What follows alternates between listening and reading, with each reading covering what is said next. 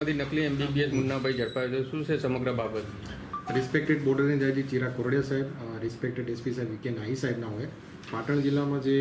લોકોના સ્વાસ્થ્ય સાથે ચેડા કરે છે એવા નકલી ડૉક્ટર ઉપર કાયદેસરની કાર્યવાહી કરવા માટે સૂચન કરવામાં આવેલ, જેને ધ્યાનમાં લઈને પાટણ એસઓજીની ટીમે તારીખ 5 માર્ચ 2026ના રોજ રાધનપુર પોલીસ સ્ટેશન વિસ્તારમાં પેટ્રોલિંગ કરતા એમને એક હકીકત મળેલ કે રાધનપુર પોલીસ સ્ટેશન વિસ્તારમાં એક નકલી ડૉક્ટર કોઈપણ પ્રકારના લાયસન્સ વગર દવાખાનું ચલાવી રહ્યો છે, તેમજ એક્સરે મશીન સાથે લોકોની સારવાર કરી રહ્યો છે અને લોકોના સ્વાસ્થ્ય સાથે ચેડા કરી રહ્યો છે. તેને ધ્યાનમાં લેતા પટણી દરવાજા નગર જે કોમ્પ્લેક્સમાં જે દવાખાનું ચલાવતો હતો એ ઈસમ ઢુક્કા ઇલિયાસ મોહમ્મદ વિરુદ્ધ કાયદેસરની કાર્યવાહી કરવામાં આવી છે અને એસઓજીની ટીમે એ દવાખાનાનો ચેક કરતાં ત્યાંથી જે ગેરકાયદેસર એક્સરે મશીન, ગેરકાયદેસર જે એલોપેથિક મેડિસિન રાખવામાં આવેલી હતી એને પણ સીઝ કરી છે.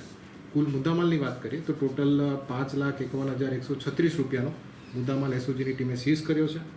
અને આ જે ગેરકાયદેસર રીતે દવાખાનું ચલાવતો હતો એ ઈસમ વિરુદ્ધ ભારતીય ન્યાય સંહિતા અને મેડિકલ પ્રેક્ટિશનર એક્ટની કલમ 30 મુજબ કાર્યવાહી કરવામાં આવી છે. સર, આ જે આરોપી છે તેનો કેટલો અભ્યાસ હતો અને કેટલા સમયથી દવાખાનું ચલાવી રહ્યો હતો? ઇન્વેસ્ટિગેશન દરમિયાન અમને જાણવા મળેલું છે કે જે આ આરોપી છે ઢુક્કા ઇલિયાસ મોહમ્મદ, જે તેને પૂછપરછ દરમિયાન જણાવ્યું છે કે ધોરણ 7 સુધી અભ્યાસ કરેલો છે